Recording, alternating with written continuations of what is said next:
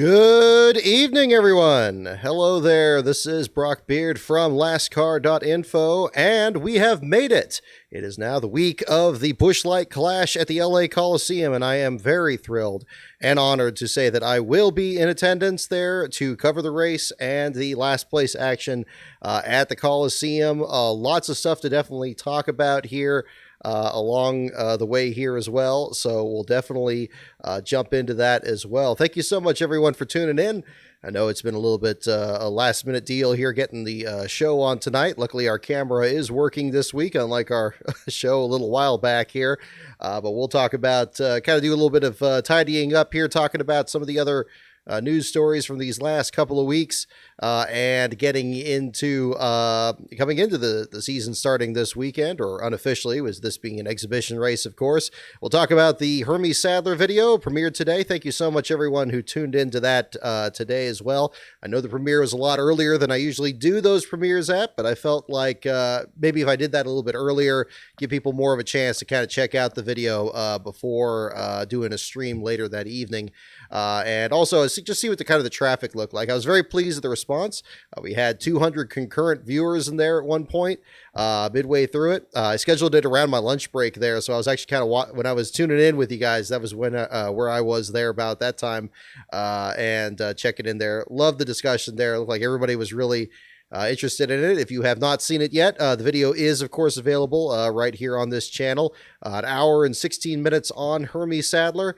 I know it was a long time coming. I know a lot of you guys were waiting for that one for quite some time, but I'm glad to get that one out and to now preparing for the next episode of it as we reach 10 episodes of Rise of the Field Fillers. But one of the many things looking to build up with the start of this season.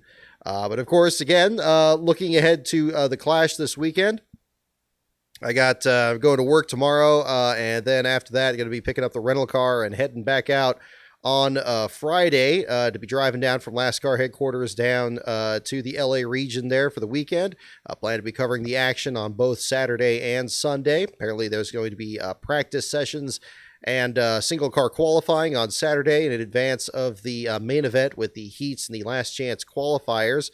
After the discussion the last couple of weeks about how it was going to determine the last place finisher of that race, the vast majority, I believe it was about 70% in the poll, seemed to come to the same conclusion that I had, that it should be the last place finisher of the 150 lap main, and so that shall be. So, however, what I always do with my articles, and those of you who've checked the NASCAR site out for quite some time know this as well, I kind of do kind of a collision course deal where I kind of chronicle the exchanges of last place. And this is going to be certainly kind of relevant for this race weekend, starting with whoever qualifies last of the 36 chartered entries that are at least listed on there. And then the position swapping through the heats, the last chance qualifier. And then ultimately, after all of that, the driver that's finishing last in the main event. So I hope to kind of juggle a lot of that in there. So it chronicles a lot of what's going on at the back of the field throughout the event, and not simply the 150 lap main, although that again will be the focus. So that's kind of my focus on that. Hope to get some, I'm going to be very interested to see how accessible the drivers and teams are going to be at this. I've been looking through all these pictures, beautiful pictures, by the way. A lot of them posted today. There was one just this afternoon that showed the Coliseum with downtown in the background there, and I thought that was a really nice shot.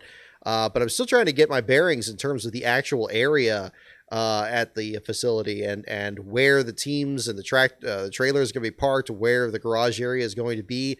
I still think back to Apocryph's tweet earlier this winter indicating that it was going to be in a parking lot on the grounds, but it's really kind of hard to tell from some of these other pictures here. And the garage exit that kind of makes shaped like a Q or like a speech bubble there. It doesn't seem like that's a straight out exit. It seems like it kind of curves a bit, so I'm not exactly sure where that dumps off. So a lot of Saturday is going to be kind of the focus of that is going to be just kind of getting my bearings. I've never been to the LA Memorial Coliseum before. I've never actually covered an event at a stadium before, so it's a first time for that certainly as well. Yeah, just kind of getting my bearings on that. Hope to get going there. I guess I'm going to practice pretty early in the morning well, relatively so. I think it's about 9:30 Pacific time, 12:30 Eastern. And that's going to be kind of the big focus there, just kind of getting used to where everything is so that by Saturday, when the action heats up and the fenders start getting bent, I can find out where I need to go to track who's actually the last place finisher there. And obviously, I think there's going to be some logistical challenges to that, but I think that's going to be really exciting. So I'm looking forward to doing that. I actually picked up some new running shoes out there because I anticipate having to really put the legwork in on this one, and we'll see how that goes. So getting ready for that. That's going to be interesting, and I also have the magnet ready for this weekend. I was going to save this for the show and tell segment, but I may as well present it now. I have it right here. Let me turn it right side up. And we got all the members of the Lastreon on here, including we have about 5 or 6 new members in the corner here. So I got you guys written in on there.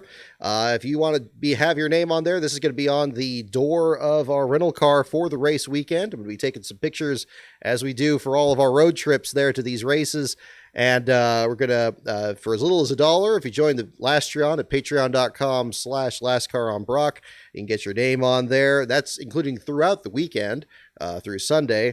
If you sign up during that time, you will be entered in the same drawing as these fine folks on here. And the winner of that drawing will win this magnet. It'll be mailed to you, and it'll be a very interesting souvenir from the weekend. It'll have the road grime and everything else on it right off the car there after Sunday's action. So that's going there. But big thanks to, again, everyone in the Lastreon there. We have a kind of a John Carpenter theme for this weekend, kind of taking inspiration from Escape from L.A. So that's why it has Brock Beard's Escape from L.A. STCAR there on the top of that. So that'll be on the car that weekend.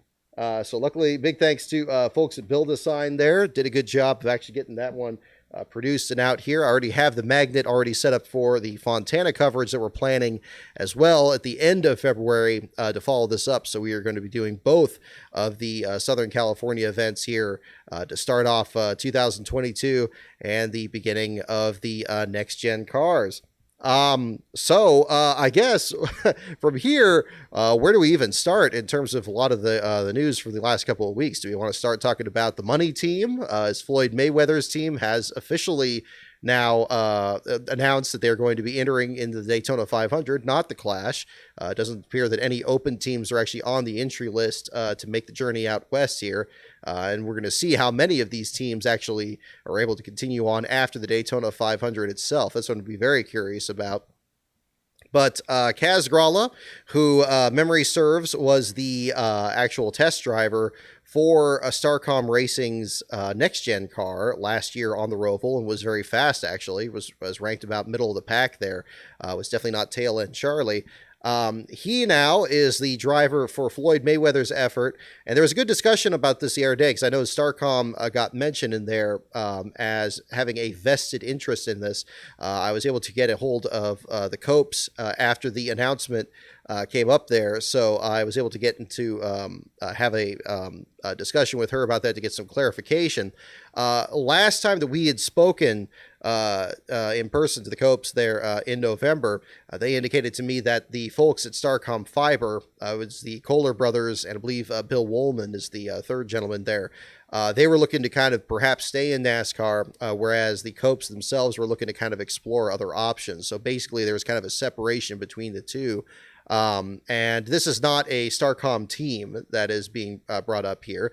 However, the people at Starcom Fiber themselves, and not the Copes, so I want to be very clear about that, were able to kind of work out an arrangement for this Mayweather team to actually get a car. And that car, apparently, that's one thing I'm going to be very interested in, because last I heard in November, all the 3 next-gen cars that Starcom Racing had already been producing before their team shut down were already sold to Rick Ware Racing. So I'm not sure that was one of the cars that was obtained for Floyd Mayweather's team. If that was the case, maybe, I don't know if only 2 got over there.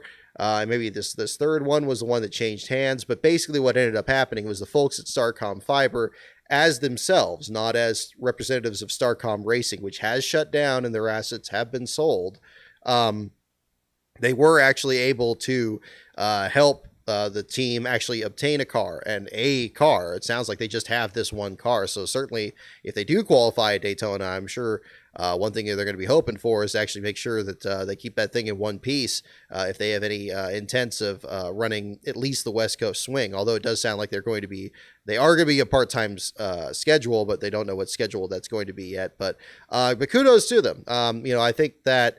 A lot of these things that kind of go on behind the scenes are kind of the interesting, details there. And it's interesting to see what's going to be the case there. I think it's fantastic at any team out there. I hate that we have a lot of teams that have closed down and that sometimes it does feel like it's a 1-to-1 thing. I know I've mentioned this many times on these shows here, that I'm not crazy about when you lose a lot of teams, and that seems to be the cost of getting anybody new in the sport. I know that there's been a lot that's changed hands. I know the Copes themselves were not ready to leave, and they wanted to do some more with the folks at Starcom, but unfortunately, it just didn't pencil out. They couldn't make it work as an open team. I'm very curious as to how Floyd Mayweather's team is able to, in almost the same set of circumstances, where they really have to just start from scratch and start their own team and their own shop and everything else. That's a very difficult way to go about it. We've seen Carl Long prevail as best he can under the circumstances there too, and he now has a car that's going to be in Daytona 500. I believe he's going to have a couple of cars there from what the latest report sounded like. So very exciting to see what happens on that end. Kudos to the back out there. Dave Marrero, who is involved with the paint schemes, or was rather, with Go Fast Racing before that, and a lot of the sponsorship deals out there. He was actually behind the paint job on the Money Team's car there, the Mayweather effort with Kaz Gralla, and so he was very pleased with how that came out. I know there's a lot of logistical challenges with the number moved on the sides of the cars. I'm going to be very interested to see how that's going to look at the Clash. I'm trying to be as open-minded as I can about it. I'm not still all that excited. Even when they revealed like Joey Logano's new paint scheme today, I've been kind of like, we'll see one way or the other. Maybe when you see the whole field with the same numbers and the same position, maybe that'll make it easier or make it look better. That'll be something to see. Yes, thank you for reminding me there. Definitely, yeah. Yaley in the 13 there. Thank you, Death Killer. So, I think we're going to have kind of an interesting entry list. It's unfortunate we only have 40 spots for them there. We may have 42, 43 entries there. We'll see what's happening with the New York racing team with Jonathan Cohen, if they really are going to bring Greg Biffle out or if there's something else going on there. But it's going to be interesting to see, what happens on that end. Sounds like a lot of teams are still kind of shuffling the order here. My goodness. And all this before we even get to the Clash this weekend.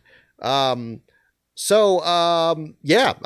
was pretty surprising news. I know that both Jonathan Cohen's team and the Money Team are ones that have been long rumored to be taking more efforts. We've actually seen some of Jonathan Cohen before, of course, back with, you mentioned JJ Yaley earlier, Death Killer. Of course, he drove the number 44 car for Cohen in the previous exposure of that, the Team Extreme Racing, or that program when it was Team Triple Extreme Racing and so forth. And then later on, getting the charter from Front Row Motorsports, I believe it was, when they were running or I believe it was from BK Racing before it went to Front Row Motorsports. And that's what brought Victor Obaika in back in, I think, 2018, 2019, thereabouts. And it was pretty much the last that we've seen out of Cohen and Obaika. I'm not sure if we're going to hear anything from Obaika. We haven't really heard anything new on that end since their most recent attempts. But perhaps Cohen and definitely now Floyd Mayweather. It's going to be a really interesting group of team owners out there. And anybody wants to come in there and join the show, it's just the same excitement that we had with Michael, with getting Michael Jordan into the sport last year and Pitbull and so forth. And more power to them. It's going to be interesting. They may end up on my page more than they'd like to. I know Jonathan Cohen was very upfront about that before the last time we spoke. It's all part of the effort there. And, we'll see how they turn things back around there too. So yeah, going to be very interesting. So we're getting all ready for that. I'll jump back into the Hermie Sadler video here. Again, thank you so much, everyone who's checked it out so far. If you haven't had a chance to check it out, I know it is quite a long video there, so it's hard to kind of fit those into one's playlist. I have a whole bunch of Red Letter Media videos, for example, that are stacked up on my phone that I haven't got to for a while. Yeah, those of you guys that checked it out, I appreciate it. And definitely, yeah, if you're looking for more field filler content, I know it's been a long time coming since the Belmont one last September. I believe that was right before he went to Vegas last year, and things kind of picked up from there. This script for this one was actually pretty much done before he went to Phoenix in November. I pretty much had that one ready. I was really holding out hope to get an interview with Hermie, I believe. And those of you who've seen the video, you probably have the same questions that I did. Especially about why the team changed hands in 2005, you know, about his interest in wrestling, about, about the rivalry, a very clear rivalry between he and his brother, or at least the nature of it. It doesn't seem from any of the interviews that there was any personal rivalry between the two brothers, but I'm sure. I mean, siblings being what they are, that, I'm sure it must have bothered Hermie at some point in his career that he had very different struggles than what Elliott did, and that he didn't reach the Cup Series at the same time or under the same circumstances. This is all discussed much more in the video, so if you haven't seen it yet, I don't want to give too much of it away, but these are definitely elements of it. Those of you who are familiar with Hermie Sadler, this doesn't come as much news, of course. They've had very different careers. Hopefully maybe further down the line, kind of like the Gary Bradbury video, we'll get an interview set up there. I think the biggest thing that one thing I really realized from doing the project was just how busy Hermie Sadler has been in his career, how many businesses he's been involved in, and he just has this determination to just kind of throw himself at whatever passion he has in his time there. So that was really kind of interesting to see. That kind of came up with even whatever sponsor he had or whatever life experience he had was something that he was just fully committed to. And perhaps that was, a difference on that end. Whereas Elliott seemed like he was much more focused on just the racing aspect of it. And perhaps that was enough of a reason for it to be different. When they were matched racing against each other, it seemed like they were pretty equally matched at times. Although it took it was a little bit quicker for Elliott to reach victory lane on a consistent basis than it was for Hermie. But, again, very interesting story. Again, hopefully we'll do some kind of follow-up on that. But again, in the meantime, the next episode of Rise of the Field Fillers the script is also pretty much done for that one as well. And I'm looking to get a couple interviews done to kind of flesh that out and make sure that that's ready to go for recording. I also have another short video that I'll probably release before that one comes out. Especially now that the season started. I know that's going to be a little bit more strapped for time, so we'll kind of stretch this out through the spring, at least through the next month or so here, and kind of get that content going as we get back into doing these post-race shows once the season gets started here. For the Busch Clash itself for this weekend, I'm going to see if I can squeeze in a show on the road during this weekend. If not, after the racing concludes on Sunday, maybe, it would be certainly the first moment after we get back, either Monday evening or Tuesday at the latest is what I'm kind of looking at.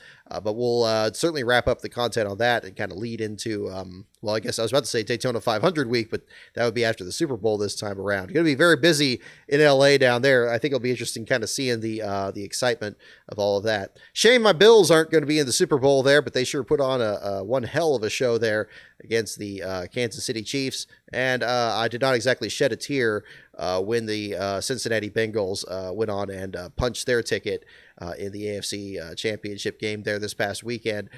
So kudos to them. This Joe Burrow kid kind of scares me. And the tradition of Joes in the Super Bowl, whether you're Namath or Montana, not to turn this full on into a football episode, I think Matthew Stafford there and the Rams are going to have their work cut out for them. But I think it's going to be entertaining. It's kind of probably one of the more unlikely matchups we've had in the Super Bowl since the Titans and Rams years ago there. But hopefully we'll have a pretty good show there from that. But that is for another week. Great get by NASCAR here to get this deal together And now you not only have the added excitement of the Super Bowl, which is already going to be at SoFi Stadium there, but now you have the LA team involved in that. I wonder how many people in terms of media or fans in attendance are going to be attending both events. I think the $65 plus dollars for attending the Clash are very reasonable compared to Super Bowl tickets. So hopefully, if anybody's staying a little bit longer during that week or so down in LA, hopefully they'll give this one a shot. The latest report, and again, I know it's tricky to verify this from one way or the other, indicating that 70% of the ticket sales are to people who apparently it's the first time they've ever been to a NASCAR race, or at least the first recorded time that they've been to a NASCAR race. Maybe they've returned to it after many years, or just there wasn't any record of them attending a NASCAR race before. But if that's the case, that's very exciting. If you get a chance to bring new fans into it, I was kind of expecting it to be maybe more 50-50, or maybe just a slight majority of traditional longtime fans here. But then again, the LA market, I guess, it remains as unpredictable as ever, and we're gonna certainly find out what's the case on that end too. Last Bro will be attending the race weekend with myself. He'll be kind of doing more the fan side of things, so we'll see if we get some pictures from him and some more context from what things are like in the audience there as well. So we'll be definitely doing the full coverage during that weekend there as well. So, but yes, the Hermie Sadler video was very interesting to put together. I was very pleased with finally getting that out there. It's been believe me, it's been a shadow over me too, trying to get that thing out. So I do apologize for those of you guys who've been certainly waiting since last fall for it, but I hope it was well worth it. And definitely want to make sure even more that it was the very best it could be. So I was glad to get that out there. But I'm glad during this time, again, have not been idle. It's been a very busy off season. It feels like this whole off season has probably been about maybe 20 days since Phoenix. Phoenix still feels like it was not too long ago, even though we had, the whole holiday season and everything since then. And January didn't seem to plod on quite as slowly as it usually does. And now here we are in the early February. So, it was good. I got the scripts to the Hermie Sadler one, and the next episode of the Field Fillers done. I have another short video done, that I'm gonna be working on next, to kind of get that produced. Of course, the Larry Foyt video and the Gary Bradbury videos came out over this off season. Got some more work done on the Derek Cope book. More work has been done on that. I was able to add another chapter in there. Alicia, Derek's wife, had some fantastic notes that she gave me back at Phoenix, and it kind of, and then combined with, of course, firsthand observations of Starcom Racing's final event at Phoenix in November, really encouraged me to kind of add another chapter to it and kind of reorganize the ending of it as well. So that's where we are on that. Still looking at different publishers, nothing new on that front. But I still need to, that's one thing that basically I haven't really got done this off season yet, is done some more follow-up interviews with the Copes there to kind of provide some other context. But now that the book has been polished up a bit more, I think I'll have some better questions there that'll kind of get that closer to being done a bit quicker there too. So keep an eye out for that. Also have some news on the JD McDuffie book. The other thing, want a big thanks to the gentleman that is helping me actually kind of get that book republished. I actually have to get back to him actually after the show here tonight. I got another message of some notes that he gave me that we were kind of collaborating on that. He's already done a wonderful job tightening up, some of the format of it there, so it could be ready for printing. Kind of polishing up the cover illustration and other details like that, and then hopefully get that JD book back online in the very near future as a self-published work there. And very excited to get back to that point again, because as I mentioned on our last show, I believe, the JD McDuffie fan group there on Facebook is absolutely taken off. Linda and Wendy McDuffie there have done a fantastic job really kind of bringing in as many people as possible, encouraging people to share stories and pictures. If you haven't joined that group yet, JD McDuffie Racing Legend is the name of the group, and I highly recommend checking that out. JD McDuffie Racing Legend on Facebook. Of course, we are still counting down to the revealing of the J.D. McDuffie mural in Sanford. They are still raising funds for it, just to make sure that they match with the higher estimate of the actual cost of producing it there. But they already have set the date and Labor Day weekend here of revealing that mural there, and certainly hope to be a part of that as well. I'm kind of working out that on my schedule there as well, but I do, if at all possible, I do intend to be there for that, because I think that's definitely. I haven't been to Sanford really since the book was still midway through production. Well, gosh, no, I guess 2019 we were in Darlington, but 2017 was the last time I was in Sanford. So, hope it'd be good to kind of revisit that these years later and get the book going there too. So that'll be another one to kind of look at there on the same side there. So we got that in the process here too. I'm just going over my notes here to make sure. Yes. Since our last show here, of course, we had the NASCAR Hall of Fame banquet. I know this is a bit of old news at this point, but that's why I want to kind of brush this up here before the Clash this weekend.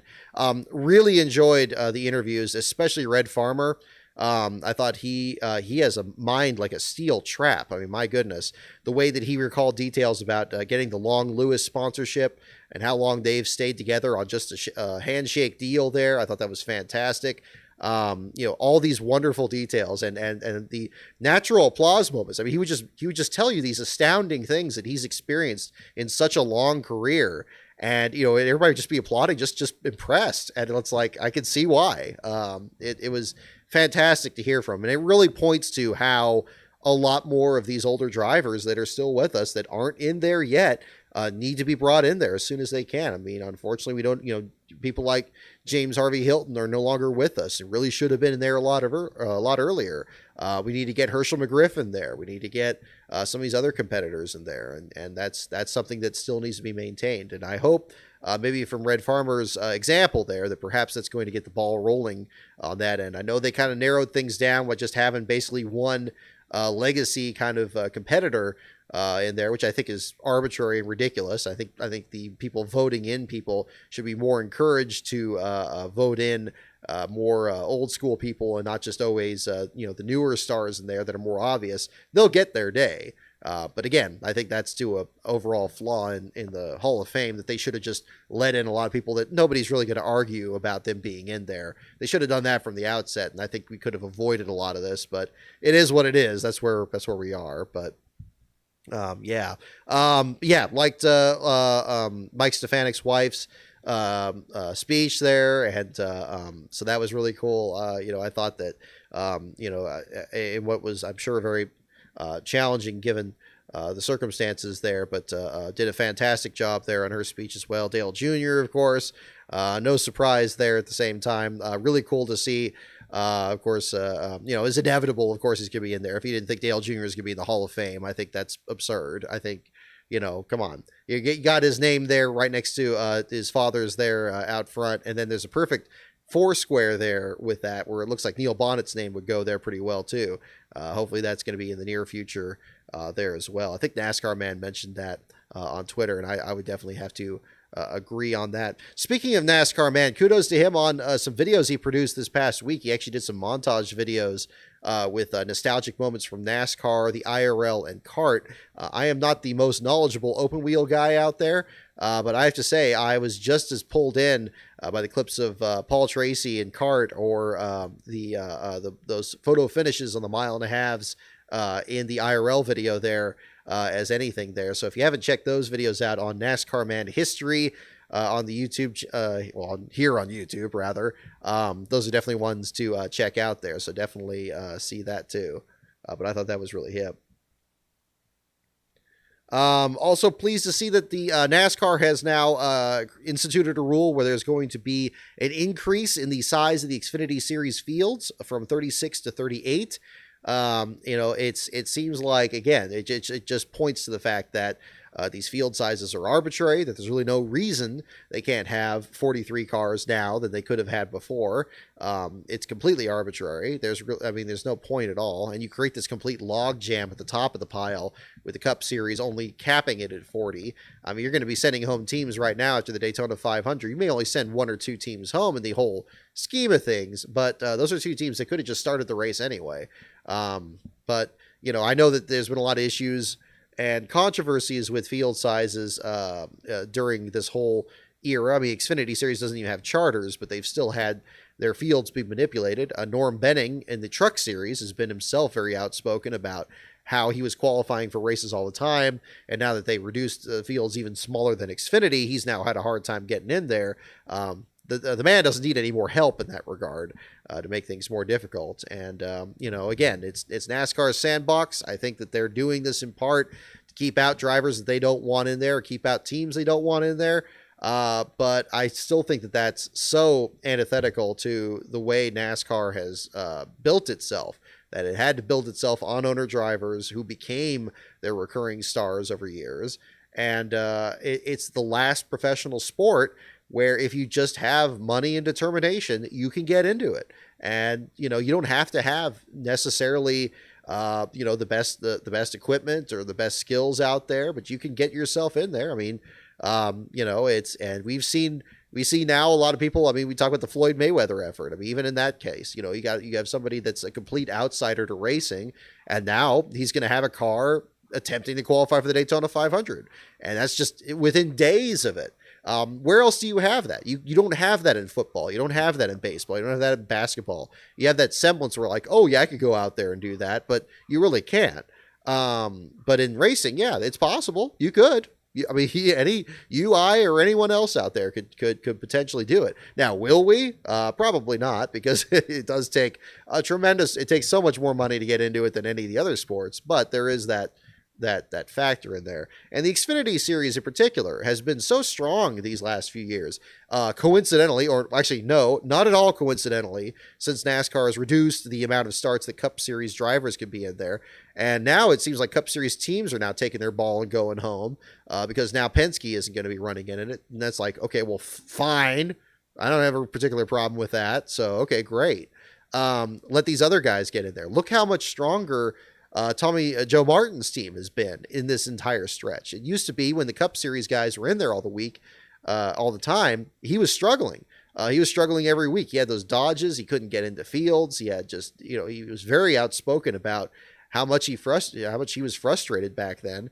And now he's done this merger with this Alpha Prime effort. They got Raja Caruth and Cesar Baccarella on the team there.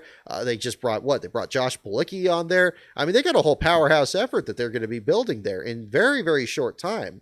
And, they almost won that stage last year with Tommy at Richmond before the David Starr incident there and A.J. Allmendinger getting by. It's such a strong series. And I think this year we're going to see more of that. I think with a couple more cars in the field, there's going to be that benefit with, of course, a return of practice and qualifying on top of that as well. So I think that's going to be really interesting to see. But again, I think that's encouraging. I know I got some interesting discussion there on Twitter when I said that the Xfinity Series is going to be stacked this year. Again, it's an arbitrary decision to increase or reduce the size of these fields. Let's not forget the big reason that I'm sure these fields were reduced to begin with was because they believed there were too many starting parks out there and they didn't want them filling out the field. So, okay, they reduced the field and now the field's getting stronger. So they got to get more spots out there because they don't want to be sending home fully funded cars. And now there's going to be too many fully funded cars out there. And they got to make some more room for them. It wouldn't surprise me one bit if that trend continues. If they don't have more cars in the Xfinity Series races than they do in Cup Series fields, they could get back up to 42 for all we know. If something like Alpha Prime's team takes off, or JR Motorsports still can't get a Cup Series charter because their own stupid rules only cap the number at 36. It could just be that the Xfinity is going to be the logjam instead of the Cup Series, and you're going to have an increase in talent in there, and they might actually have a more interesting competition on that end. So definitely keep an eye out on that. But I do think that there is a very firm correlation between the number and quality of teams and the number of spots that NASCAR is willing to have out there. It would be nice if we had, Morgan Shepherd back out there and everything. I haven't heard anything new about them coming back. I know Mike Harmon was able to overcome part of that penalty from the Rockingham thing last year, but not all of it entirely. We'll see what happens. And now we have, of course, the next announcement after that, just today, about political sponsorships apparently going by the wayside, and the interesting discussion that Apocris illustrated, that basically teams are just straight up being told this by NASCAR, that they don't want political action committees or political sponsors on cars, but not actually defining those terms and not putting it to paper. That is not a proper solution to that. I'm not saying that it's good or bad to have political sponsors in there. That's a whole different discussion. I'm just saying it's not proper for them to not be more firm about the rule. If you just make it a spoken thing, you're not creating a better situation, because they'll just say, oh, well, that's not a political action committee, or, oh, that's not a political sponsor.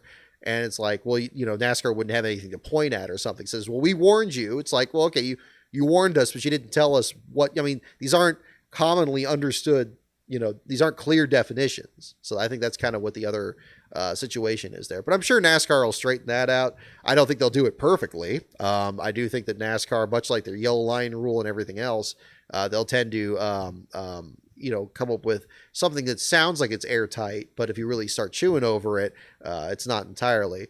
But again, if it's as this, I think, the Let's Go Brandon situation that we saw over this offseason is clearly the impetus for this. And it's unfortunate that it's blown up in pretty much everyone's faces at this point. It's not great for Brandon Brown. It's not great for NASCAR. And it's certainly not great for the person that Brandon Built Motorsports had talked to get approval for it, that apparently had approved it but didn't have approval power. It's just a mess times 12, and I'm sure NASCAR is looking for, okay, what is the quickest and easiest way to keep this from happening at all? We need to just be that much clearer about it. I'm surprised they haven't taken a more firm stance about it, quite honestly, if it's bothering them that much, and this has been such a black eye on them over this offseason. They need to, again, I think that much of what made NASCAR successful in earlier years was because they had a firm hand on the wheel. You had a guy like Brian France, not Brian France at all, like Bill France Sr. or Bill France Jr., where what they said, and that whatever they said, it was law. When Dale Earnhardt wanted Tim Richmond out there in the Busch Clash in 1988, and said, like, hey, I this is the only guy who could beat me. He needs to be out there. I want him out there. And Bill France Jr. told him no. That was it. There was no appeal. There was no ambiguity. That's what NASCAR needs. And it may not be the most politically correct thing out there, or it may not be the most current thing, but that's what it needs. And and maybe Steve Phelps, and the others up there will find that at some point. And maybe they'll do that. But again, I think that firm stance is going to be what's going to keep the sport on the right heading. But again, sometimes things lose course one time or lose their place one time. But maybe they'll find where they need to be on that end too. But yeah, but again, it's clearly, yeah. Is there going to be a whole lot of political sponsors this year? Yeah, no. I think even from this statement out there, I think it's pretty clear. Even if NASCAR hadn't said anything about this, the whole thing that's happened with Brandon Brown's deal, I think, is enough that's probably deterred anybody else who was thinking about doing it. So that's probably where that's been. So yeah. But that's kind of the situation there. But hopefully something gets worked out on that end. And hopefully it still, leaves open opportunities for other sponsors to still be involved. I'm pleased with what sponsors are getting in there or increasing their presence. I mean, even on the Floyd Mayweather team, the Pit Viper Sunglasses sponsor, we've seen them with BJ McLeod's team before in the Xfinity Series on just a part-time basis. Now they got a Daytona 500 ride, which is, a much more expensive and much larger effort, even if it's just for this one race, which is usually the case for smaller teams at the 500. It's still good to see a brand not only return, but increase their investment as well. And so that's another positive indicator there too. So let's see. So we got the test at Phoenix for the next gen car. Todd Gilliland among the drivers who was spinning out there during the test, and still testing the limits there. It was interesting. I like the comparisons between the initial test that the next gen car had and now, and seeing how different the car looks, or at least even with just the graphics on it, if nothing else. But the other developments along the way. It's going to be interesting to see how that car shakes out at both Phoenix races, not to say the least at the championship weekend this fall. Not planning on covering in person the spring race this year, but definitely still looking at the fall race there, and printing some more certificates this year, because that seemed to be pretty popular during our last couple of seasons out there. Very interested in the speaking about the Clash, kind of looking at my notes here again, the DJ breaks under caution. I'm wondering how quickly that's going to be kind of irritating in the crowd. I guess, I mean, well, maybe not irritating. I mean, I guess if you're going to do, like, you know, if you're thinking in the context of like a football game, you know, I mean, just watching the NFL playoffs here, these last couple of weeks, you hear like how much music is played, and how there's the guy shouting first down in the background, and everything. Maybe it won't be so different. Maybe it'll actually kind of feel like it fits right in.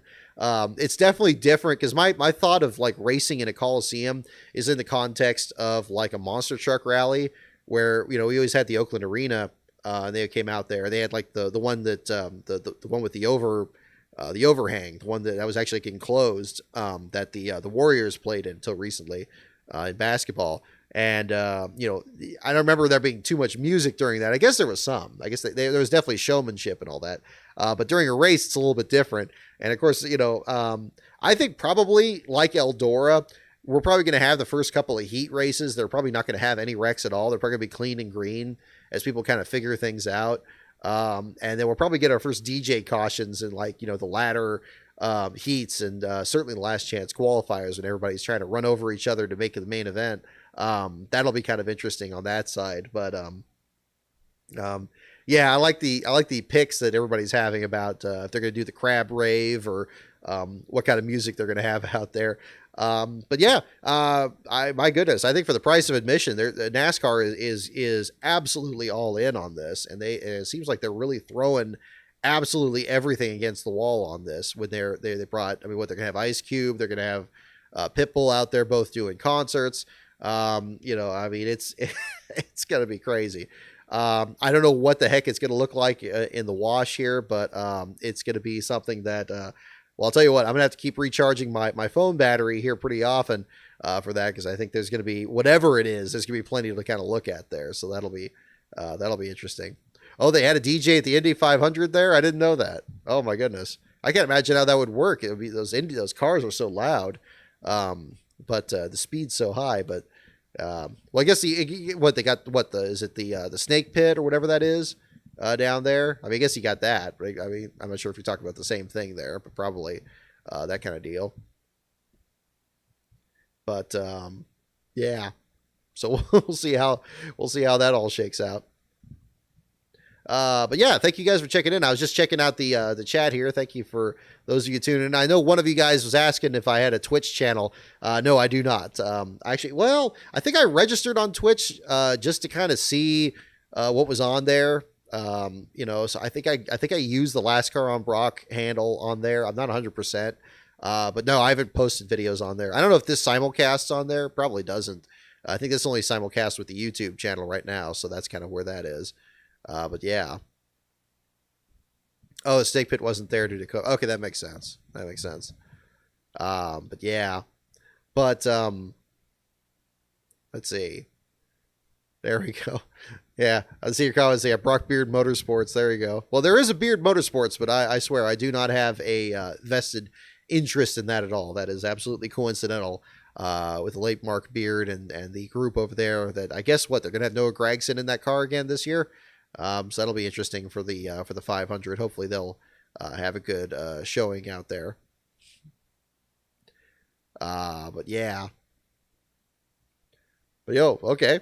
Yeah, and I see Base God struggling. You're going to be over at the Clash there. Who else in here? Anybody else in here is going to be in the Clash? Definitely look me up. I'll be I'm going to change up my look a little bit this year for my coverage. But I got a new one of these hats that's on order that'll still be ready for Fontana. But probably we're bringing out the regular this regular one here again that weekend. So yeah, anybody else gonna be out there? I'll definitely be floating around. Like I say, Saturday in particular, just kind of getting my bearings, and then Sunday from there, just kind of finding tracking the last place battles as best as possible. I got the old the regular. Where is it? Where'd I put it? There we go. I got all the last place changing hands graphics on my phone and everything, so we got all that. So hopefully they'll load quick enough. That's one tricky part with trackside coverage. Sometimes pictures don't load very quick, so that's why I don't really load the last change stuff as much. At Phoenix in particular, I was just doing text messages pretty much at the start of the race, and even those weren't loading quick enough. So I'm kind of working on some other options here to kind of just bring these out as much as possible. But yeah, we got the It's Alive, and we got all that there. So yeah, we got all that set up. Yeah, so it's going to be, gosh, at this point, yeah, we're just down to the last couple of days before it. And it's going to be exciting to find out. So, yeah, it should be interesting.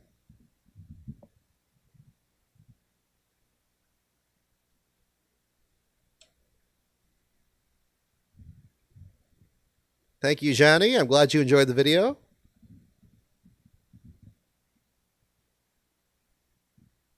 There we go. Yeah.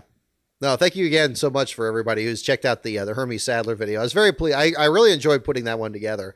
And big thanks again to Brian Hallman at the BRH Racing Archives. He had a ton of pictures on Hermie Sadler. I think I pretty much used all of them. There may have been 2 or 3 or so that I didn't use in this, but I think I probably used more of his pictures in this one than the previous ones. But yeah, he even found ones from his first couple Busch starts when he was driving for both Jack Ingram and Tommy Ellis. I thought that was really cool. And also kind of illustrated the Sadler dealerships and so forth and other businesses they were involved in. Really cool to see. I was glad that that came out as well as it did. So that was a lot of fun to put together. But yeah, next episode is already in there, getting going. And I'm glad I got a head start on it because I know that these first couple weeks are going to be pretty busy. I am planning on doing a Daytona 500 starting grid in a couple weeks. So not doing one for the Clash. Of course, the format is so different, and you know, I don't think I'm gonna have enough time on Saturday evening to even do with something with the qualifying order. So we'll just kind of turn our attention elsewhere to just the actual trackside coverage there. But the 500, absolutely planning on doing a 500 starting grid for that in a couple weeks. And in the Patreon, we're actually very close. We had a couple new members, as I showed on the magnet here, that have joined on there. So we're very close to getting, once we reach our next goal in the last year on there, I'll do another starting grid for either a Cup, Xfinity, or Truck Series race, any of those races this season. So that'll be the big thing on that. So yeah, that's been really cool. So if you guys have any other questions on anything I forgot to mention here since our last show, I guess our last show was back in mid-January there. But yeah, we can certainly talk about that as well.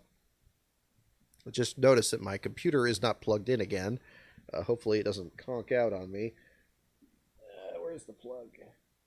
I think I just didn't plug it in on this side. But we should probably be okay here. Oh no, 18 minutes. Yeah, that is not good. Okay, hang on. I'm going to plug this in, and as soon as I come back, I'm going to get the loading screen up here in just a moment. I'm going to do that, and then when I come back, we will do our trivia segment, and we'll do some trivia questions here for tonight and wrap up our show for this evening. So stay tuned, folks. I'll be right back in just a moment.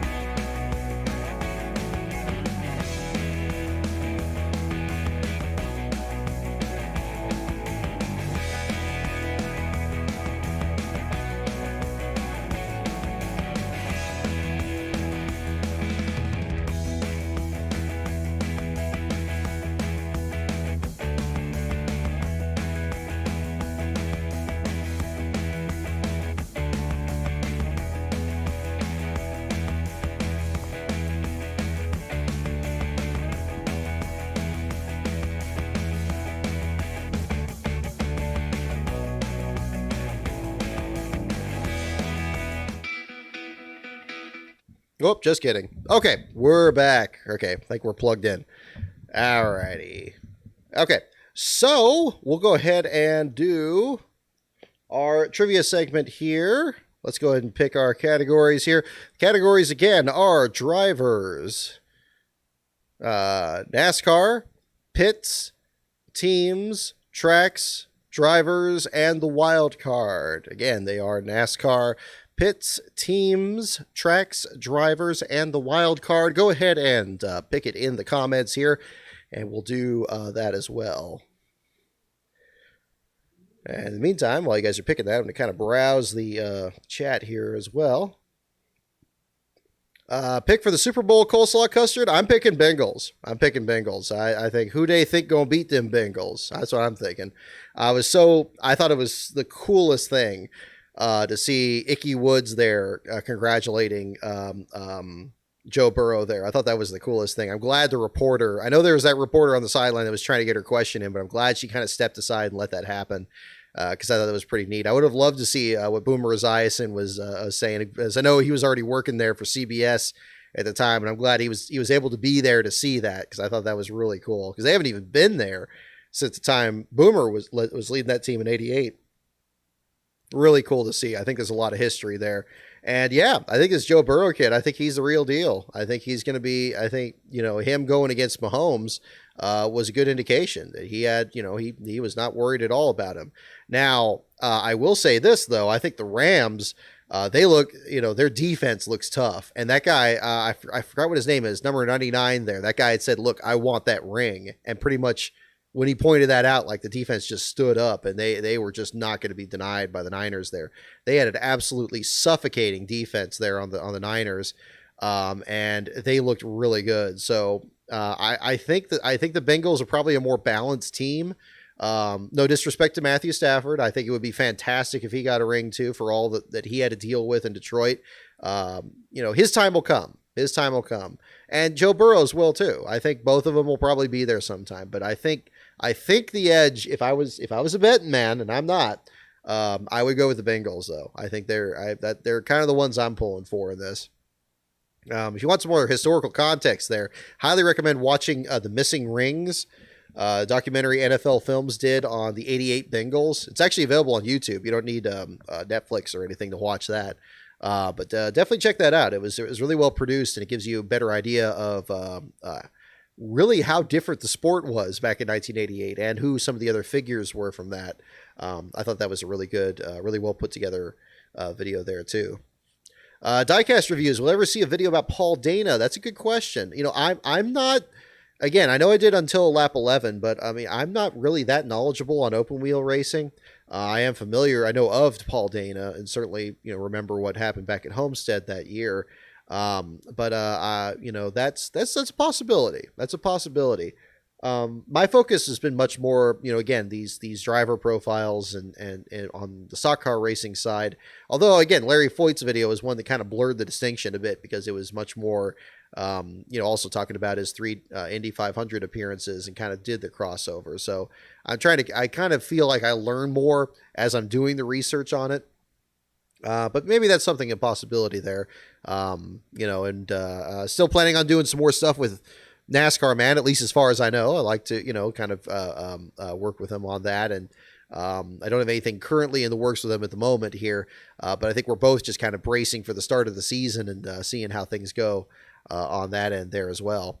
But that's definitely a possibility. Let's see. Charlie Daniels to 3 doors down, Nathaniel. There you go. That's like going back to playing some classics there. Oh goodness. So Beast Metal, thank you for the super chat there. On the one hand, I'm a Steelers fan who remembers how bitter the Bengals rivalry was from 2011 to 2015. On the other hand, I want to see Cranky's head open up to show the alien inside. I picked the nuke. Well, there you go. So yeah. Well, you don't like, yeah.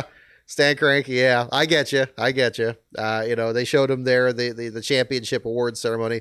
Urinating Tree, I think, has done a fantastic job of kind of unveiling some of these more notorious figures behind some of these teams that maybe that don't get either as much publicity or perhaps as much scorn for what they do or what they don't do.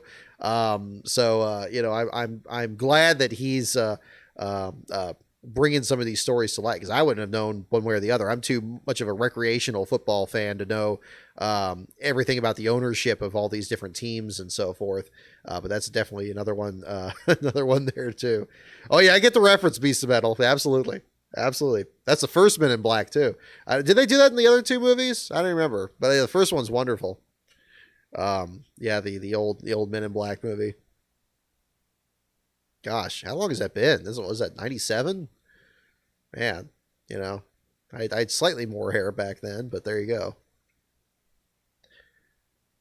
Let's see here. So which leader do we have in the categories? I see 2 for teams. Let's see. Pits. I see 2 for Pits. No, I see 3 for Pits. Okay, maybe we'll do Pits here. Okay, looks like we're gonna probably do Pits here this time around.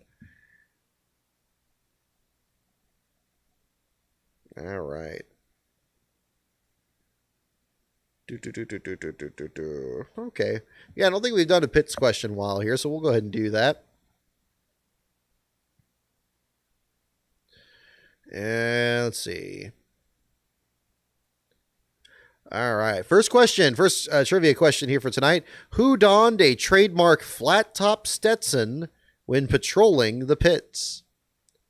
Who donned a trademark flat-top Stetson when patrolling the pits? First question under the pits category. Looking for a name of a person.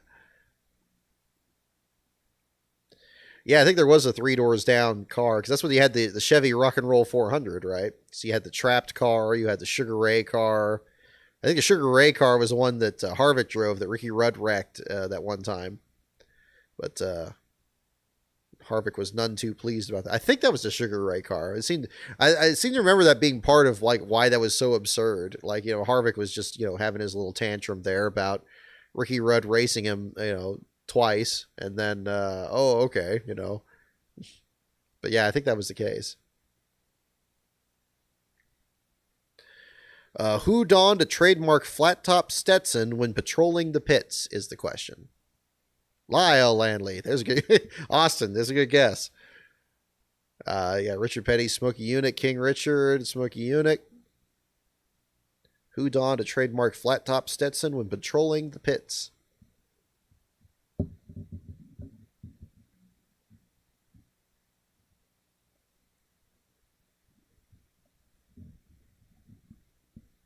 Try not to drink that too close to the microphone there. We're using different protocol here. Okay. Who donned a trademark flat-top Stetson when patrolling the pits? The answer is indeed Smokey Yunick. Smokey Yunick is the correct answer. You got that one. Lady Zarathustra, I think you were the first one on that. There you go.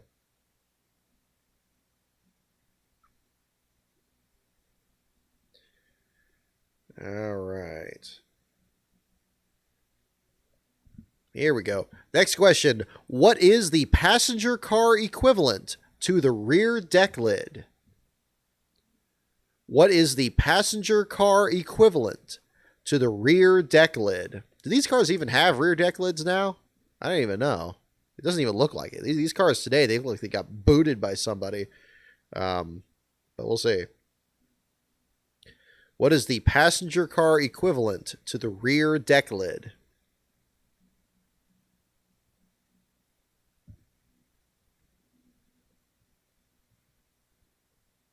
Yeah, Charles Peterson, exactly. Yeah, you got it right there about Rudd.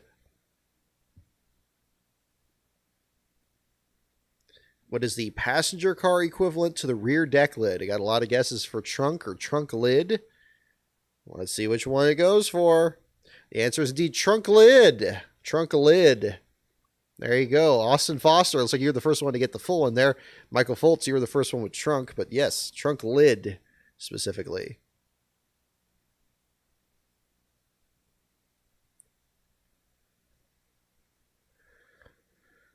All right.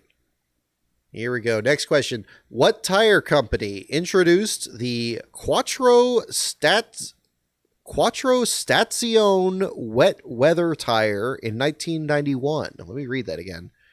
What tire company introduced the Quattro Stazione wet weather tire in 1991? The Quattro Stazione. S-T-A... I guess no, there's no second T. Stazione.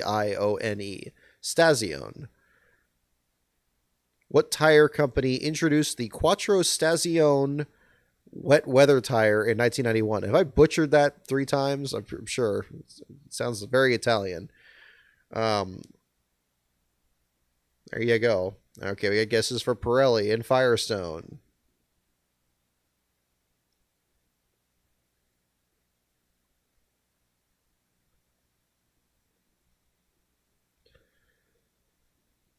What tire company introduced the Quattro Stazione? I'm trying not to add that second T. Quattro Stazione wet weather tire in 1991. Okay, we got Pirelli, Firestone, we got Bridgestone, we got Michelin. Got a good cross section here. Yeah, this is weird. This doesn't sound like something that would be a NASCAR question. The answer is Goodyear. Our friends at Goodyear. Goodyear is the actual correct answer. I don't think anybody had that. See, it's interesting. It was going for actual NASCAR tire manufacturer, but it didn't sound like it. So they made a Quattro Stazione, and as a Goodyear, that does sound like a Pirelli thing. Those of you who guessed Pirelli, I think I was tempted to believe that, but I did not know that one.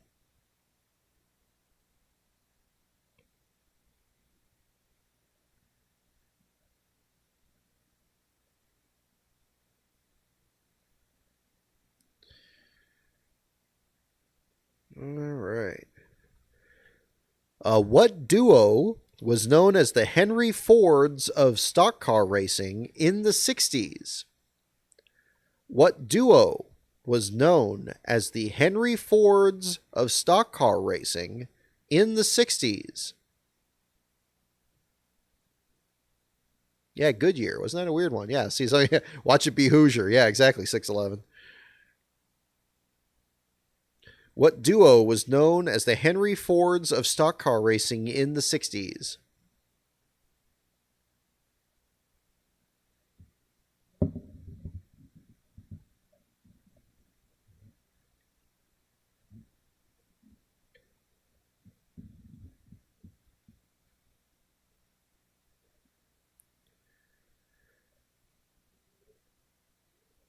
What duo was known as the Henry Fords of stock car racing in the 60s?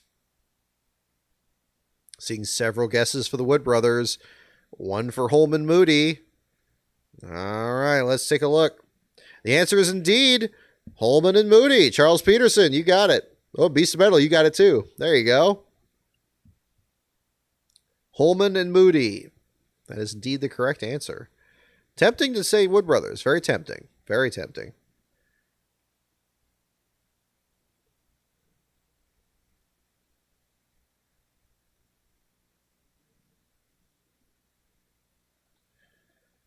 All right.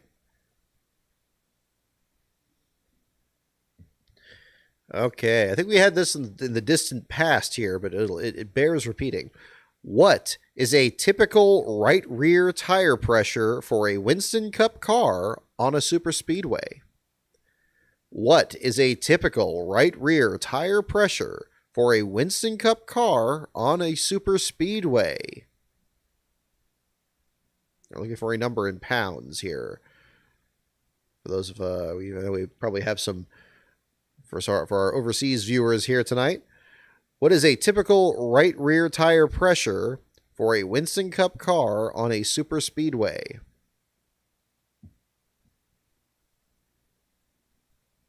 They did also run Mercuries. That's a good point, Peterson. Charles, there you go.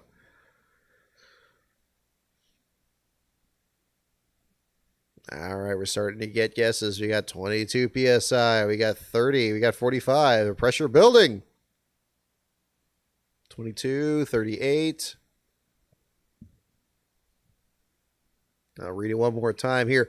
What is a typical right rear tire pressure for a Winston Cup car on a super speedway? Now, keep in mind, again, for those of you scoring at home, this is like a late 90s thing. So anything after like 1998, 99, it's not going to be on here. So there you go. What is a typical right rear tire pressure for a Winston Cup car on a super speedway? All right, here we go. The answer is 50 pounds. 50. Glenn 7000, I think you were closest to that going over at 45. But yeah, 50 is what I got right here. 50. 50. Seems kind of high, but on a super speedway is perhaps why, I guess.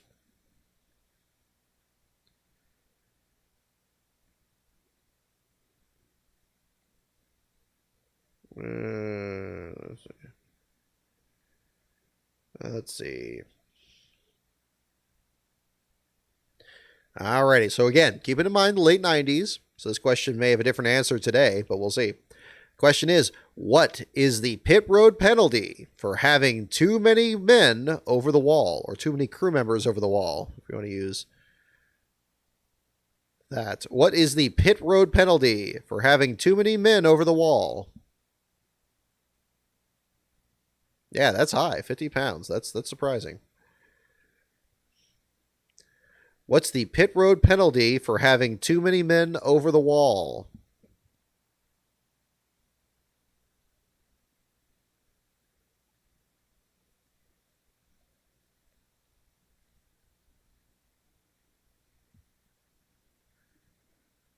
All right, we started to get guesses. We got a 1 lap. We got a stop and go. We got a stop and hold 1 lap. What is the pit road penalty for having too many men over the wall? Rear of the field, pass through.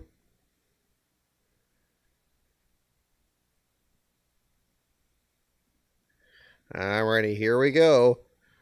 What is the penalty for too many men over the wall? The answer is 15 seconds per man. 15 seconds. It's on a pro-rated base. 15 seconds per man. I just realized I didn't put my ring light on here, but I'm glad that still shows up on the screen. I guess the light of the screen there shows up. So that's good. Per man. 15 seconds per man. So if you had if you had 2 guys, it'd be 30 seconds and so forth. Now 15 seconds in pit. See, Glenn 7000, you're right on it. So you got 15 seconds in pit. That is correct. But the full answer is 15 seconds per man.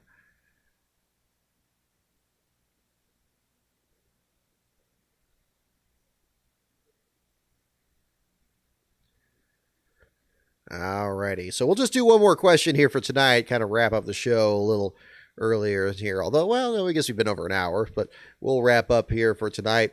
Thank you again, everyone, for tuning in here today. Last question for this evening.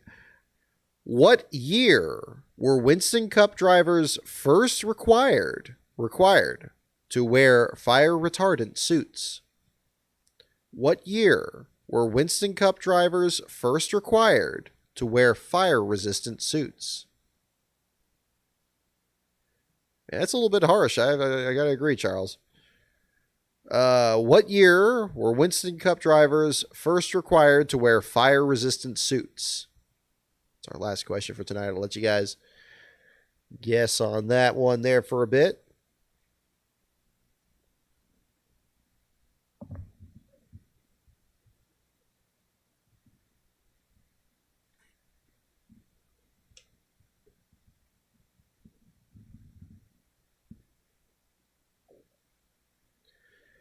What year were Winston Cup drivers first required to wear fire-resistant suits? Alrighty. We got guesses for 79, 73, 67, 70, 90, 70, 65, 66. See, it's all over. I'm glad it doesn't ask which year in a particular decade. Keep it pretty open-ended. And it's actually, yeah, I mean, and it does bear distinction here. Again, talk about language earlier. This is the year they're required to, not suggested or recommended, or what was the first year somebody did. What was the first year that the Cup drivers were first required to wear them? 1870. I think it was a little bit longer than that. A little bit more recently. Baron von Weebs, great name. Alrighty, give you a couple of moments here. What year were Winston Cup drivers first required to wear fire-resistant suits? Here comes the answer. The answer is 1971. 1971 is the correct answer. 1971 is the correct answer. Piece of metal. I think you were closest without going over. 611 Hornet, you as well. Got 1970. 1971 is the correct answer. I like Lady Zarathustra, your guess there. The year after Fireball died is that's a very good guess. But it was actually about, what's that, 7 years later? So yeah, quite a bit. But that was actually required. 1971. So commonplace today. You wouldn't really think anything of it, but definitely the sports come a long way in that time. Well, folks, so that will do it for the show here tonight. Thank you so much, everyone, for tuning in, and thank you also very much for your support. Again, I do have the last year on if you're interested at patreon.com/LastCarOnBrock, but I know not everybody is able to join that, and that's A-okay. Those of you who are sharing these videos, like even these live streams and stuff, that's the next best thing there, because it really helps. We crossed the 14,000 mark in subscribers here this past week. Very pleased with that. Very thankful to be making progress here and trying to grow this channel, and you all are a part of that there too. So thank you very much on that, and I hope to do some good work for you guys this weekend at the Busch Light Clash at the Coliseum. Very excited on there, and I know a lot of you guys there are too. I was very overwhelmed by the response when I first announced it this past week here. So that was really cool to see. So yeah, so we're going to get ready for that. Our next show is going to be either the night after the Clash or as soon as possible after we get back. So it'll be early next week. On that. In the meantime, definitely stay tuned to @LastCarOnBrock on Twitter. The website, lastcar.info. First article of the season is tomorrow, which will be the entry list storylines piece for the Clash, which is going to be focusing on the driver and team changes among the chartered teams, because, of course, there's no open teams, currently listed in the Clash lineup. So we'll have some more information on that for you guys as well. And yeah, stay tuned for more content on all fronts here. And again, we'll have the magnet set up here, and we're going to have a lot of people along here for the ride. So stay tuned for all of that.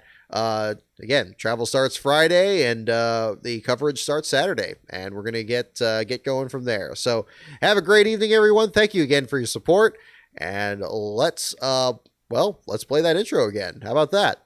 Take care, everyone. Have a good night.